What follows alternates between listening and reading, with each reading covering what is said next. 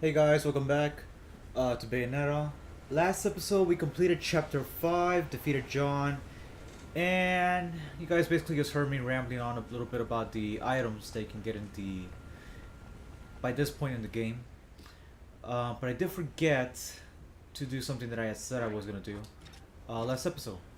Now, the customizable costumes that you can wear in the game, other than the exclusive Nintendo ones, are a little bit more different than the ones that you wear normally. So, perfume for which is what you need. That is perfect. Now, to wear these fragrances, you have to go to your items menu. Now, I believe. Hold on.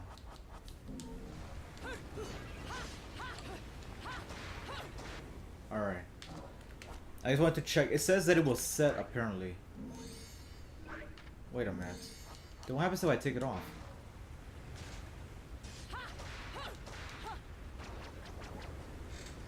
Weird. Apparently that fragrance is one of the ones that I first bought. However, it says that it was set already? It's a costume that is perfect for cold shelter, but when did I wear it? I don't recall putting it on. Hold on guys, I want to just check this real quick. Now, these fragrances, it's not much of a... Ah, I see. It's not as a big of a drastic change. At least not the bottles of fragrances. Now, notice, when you want to use these fragrances, usually says, for example, let's see over here, if I can get there, that is it's a perfect set for Koshodra. So basically, this costume will only change Bayonetta's appearance when I'm using the weapon Koshodra. The same thing goes for this one. Perfume, for which is made from unique fragrances. It is a perfect match for Lieutenant Colonel Kilgore. I can only use it with that weapon. That's a weapon that I can't use yet. I have it, but I'm not going to use it.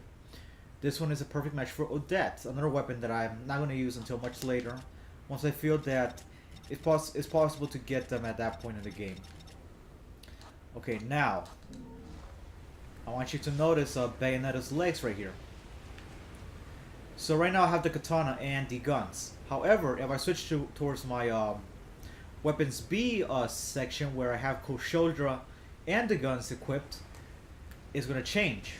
Just because the item's already set. As you can see, her legs are now have these high heels that kind of look like snake skin, which is what Koshodra is based off of, and the demon that is contained inside it.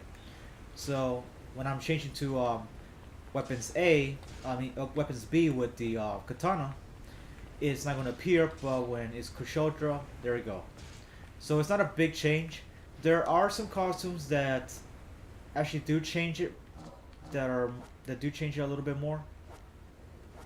However, I believe those are another one of the new features that was made when it was imported to the Wii U, which I believe you have to switch in where in the menu where I had to go to switch between, you know, Samus and all those other characters.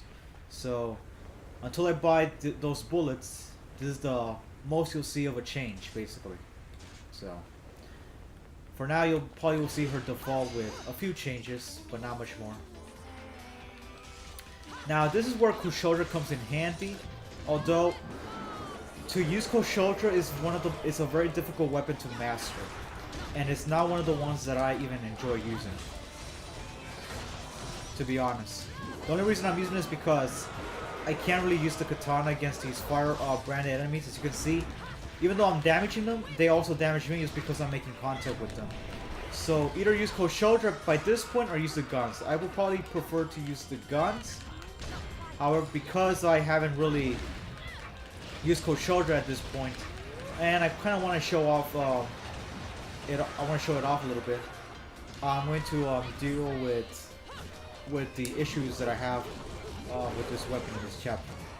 I believe Koshodra could have gotten in chapter 4, but I'm not exactly sure. I'm sure that the guns and the katana by that point you would have already had, but I don't really recall where you get Kushodra. You don't get it at this segment. That's another weapon, which I might use in chapter. I might use either in the next chapter or the chapter after that, only because I believe the next chapter is a boss segment, but I don't remember. I'm not sure about that.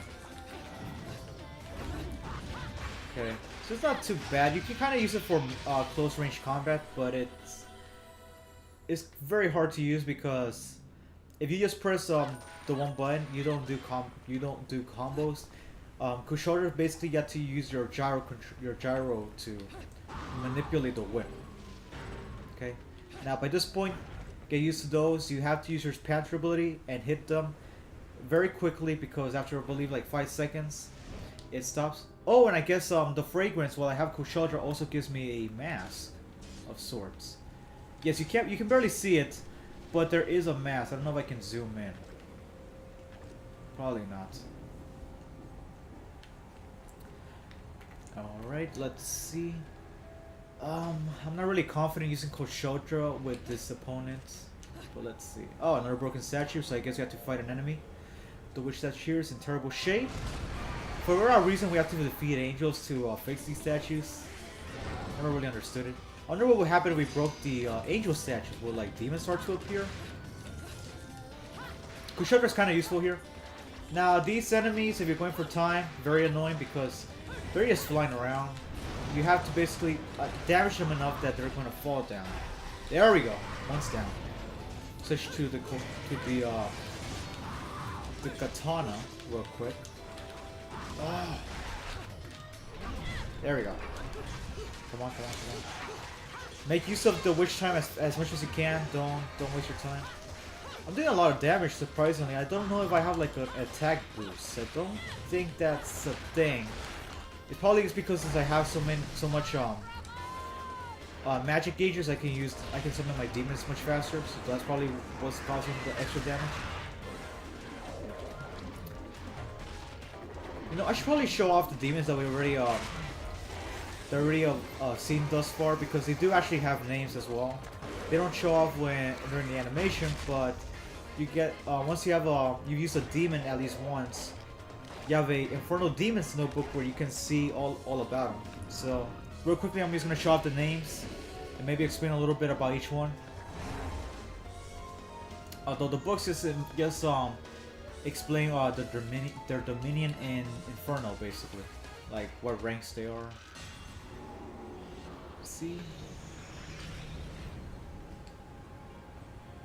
There we go. It also shows off John's demons that she summons. Now let's see. Okay, it's in this little binder real quick. I'm gonna just skim over the names. Not really gonna explain much more. Now, Madama Butterfly, you may not have seen her yet. Basically, those arms, those giant arms that she keeps summoning, that's Madama Butterfly. This is her main demon, the one that she made her first pact with. Now, basically, Bayonetta's a conjurer. Obviously, she's summoning these demons with her hair. And basically, this demon imparts great power and great wisdom. It doesn't show off her face just yet.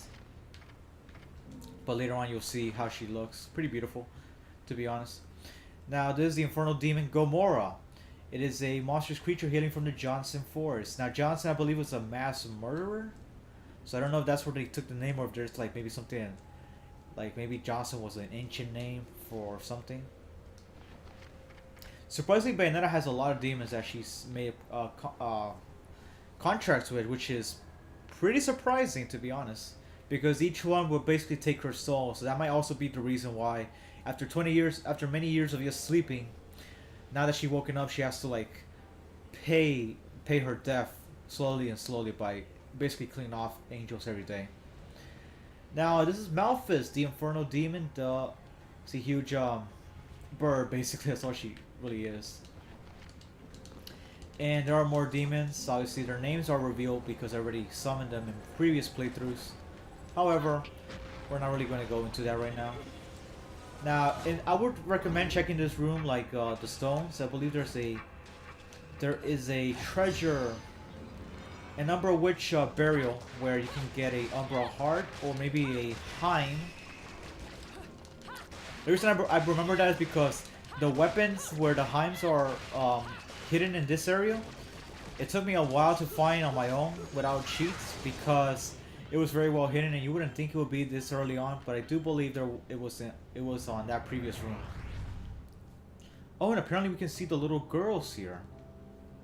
I didn't even realize that when we came here. So yeah, that's the girl that we saw in Vigrid, the one. So apparently she survived somehow. This looks intimidating. It's not really that difficult. You know, you just kind of guess. You just look at the ground and memorize the pattern. Now let's see. This one is. There we go. Not too difficult. This one, the exact same thing. You just walk it down. There we go. You can try to speedrun it if you want. I'm not trying to go for any records. Here is the hidden lever, which will actually stop it. As you notice, under the ground there were like these little circles that we went through the first time. Unfortunately, that also summons angels. Very annoying. Kushodra, very useful in these segments because her whip basically can damage multiple enemies, so it can basically flinch them before they could get their moves off. Although you shouldn't get comfortable with that idea. Like, she's not doing that much damage, unfortunately. So if you want to eliminate these enemies quickly, I would suggest switching between your katana and whip as fast as possible. There we go. Alrighty. The switches, the hidden spikes should be off, so it should be pretty easy to activate. There we go. Oh, come on. You kind of have to move slightly, but the Panther is so fast that you can literally miss if you move it too quickly. There we go. Now over here, you'll fight some very powerful enemies. So, if you need a heal right now. I don't know if this thing heals you. No, it does not, unfortunately. I don't know if I should use Cold Shoulder here. I don't believe these have been introduced in normal gameplay. However, they kind of look like the like Hope and whatever, the giant warriors with giant claws and with the giant claws of electricity and flames. But this one is a much more powerful version. And even though it doesn't do, you know, electrical or fire damage, he is much more intimidating, so you should be careful with this guy. I'm pretty sure even if I defeat this guy, I have to fight like 2 of them. Yeah, so he's faster and a huge pain to deal with. If you were doing like Infinite Climax, I believe you have to fight like 2 of these. Which is brutal because not only are there 2, yet they do much more damage. Okay. Let's see what's over here. She's surprisingly fast. Angels, for whatever reason, don't hurt children. I guess it's with the whole idea of innocence. So if a child is innocent and pure, I'm pretty sure that doesn't work with all children. Because, I mean, not all children are pure. As I'm sure most people know by now. But at least the girl that we're trying to chase after seems to be a very sweet little angel. Oh. That is actually poison. There is nothing below. At least I don't believe. Now there's something right down there. I tried to go over there once when I had the abilities of Panther and is there something here? Hold on. There might be something here. With the abilities of Panther and Hawk. So basically I could just go down there. However, I found that even if you make it like halfway down there, it immediately like instantly kills you. So I don't believe there is a way to go down there. There might be, but I'm not sure. Vile poisonous liquid fills the area under the destroyed bridge. Trying to jump the gap while remaining in human form, hint hint, seems a bit dangerous. So obviously, use Panther. Or Hawk if you have it. I mean, you don't need Hawk. I guess use it just to be a little bit more careful. Don't think there's anything here. You can't even go walk up to it. Alright.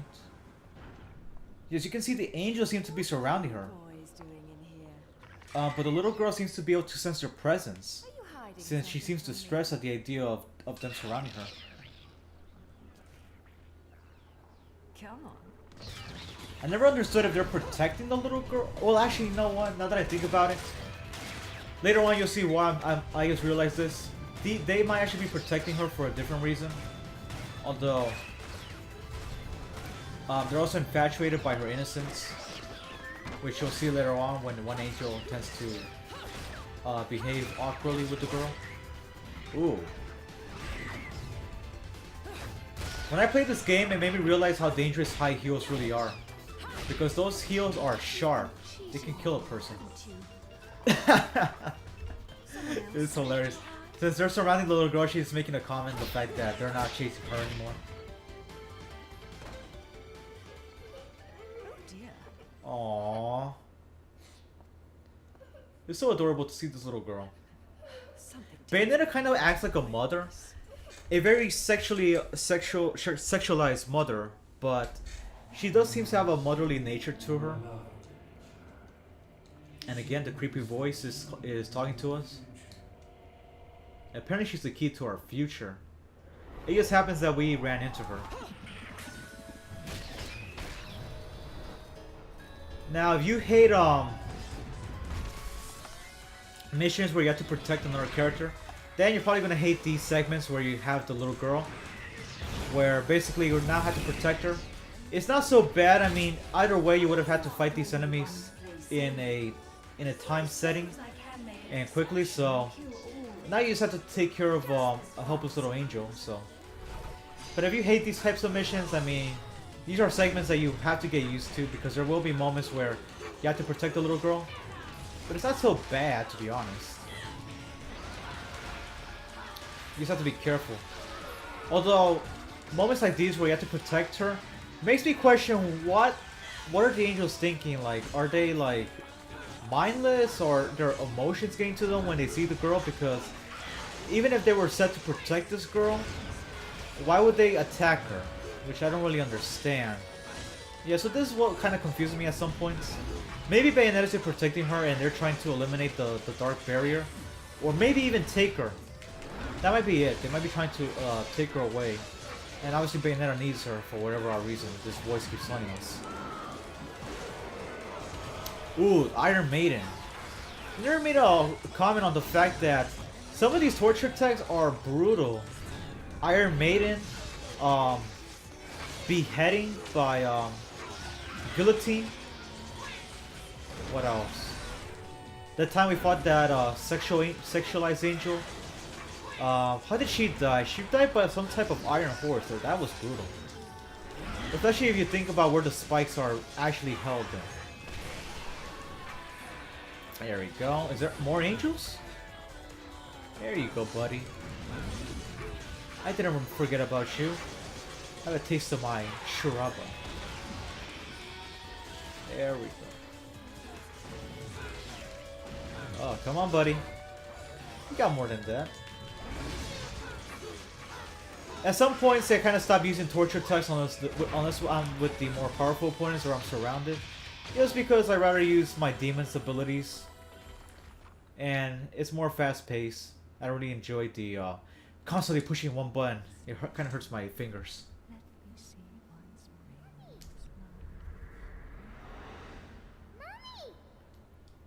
Mommy? Bayonetta's a mom? Was I just singing? That'd be kind of weird. Like, who's the guy that had the courage to do her? Slow down, everyone. Oh, never mind. She's not. Not your mother. But, Mommy... Oh, but they do kind of look alike. Mummy. I mean, they have the same black hair and aww, and glasses. Aww. These are moments where I kind of like her, In this world, it's cockroaches and where babies. she's a mother, but she's a strong, independent woman at the same time. So she tries not to baby the little girl. She does care. She does seem to like have a soft spot, but it's clear that she's trying to make the little girl like be stronger, have more confidence, not just always cry. You've got to be a But it's kind of adorable. place like this. What's your She actually kind of reminds me of my own mother when I was little, Eraser. because she was a very She was a very strong lady. Vigrid, are you? She kind of changed, but Where are you from? I do have fond memories of because I looked up to her. So this character also reminded me of, Hazard a guess. This isn't you know, So what on earth a woman can be strong and independent, but she also has her own soft sides. whereabouts is this daddy of yours? So apparently, the little girl is saying that her daddy told her to come here, and it's kind of weird to think like how far this girl must have traveled since Bayonetta went on portals. To think like how did this girl even get here? Aw, she still calls her mommy. Come now, little one. I'll help you out of here, but that's all. Oh, that is so adorable. Promise there'll be no crying. A single tear and you'll be crying alone. So see, I mean, Bayonetta does care about her, but she's trying to make this girl strong. But I think she also doesn't want to be a babysitter. Like she's only having. So don't worry, the little girl will follow you. Like, aw, she's so tiny. That or Bayonetta's a giant. Could be one of those things, or maybe I'm just a short person. Like I'm not used to seeing children that tiny. Trying to get over the gap in this destroyed baby with a child in tow is too dangerous. I'll have to find a safer way around. Aw, man. So yeah, so now logic has to go down the drain. I mean, technically we could carry her, but it is dangerous. Like she could drop, she could fall off or whatever. Nothing. Okay, let's go through this door. She'll follow you. However, keep in mind that as long as she's with you and you're fighting angels, you have to protect her. Now, Bayonetta will immediately erect a barrier like we saw over there. But it does get much harder, especially with the more stronger angels. Those were, as you probably recall, pretty weak compared to what we fought thus far. But anyway, with that being said, I'm going to end the episode off here. Next episode, we're basically going to have an escort mission, having to protect this little girl while having to fight some very powerful angels. So guys, I'll see you guys later. Bye.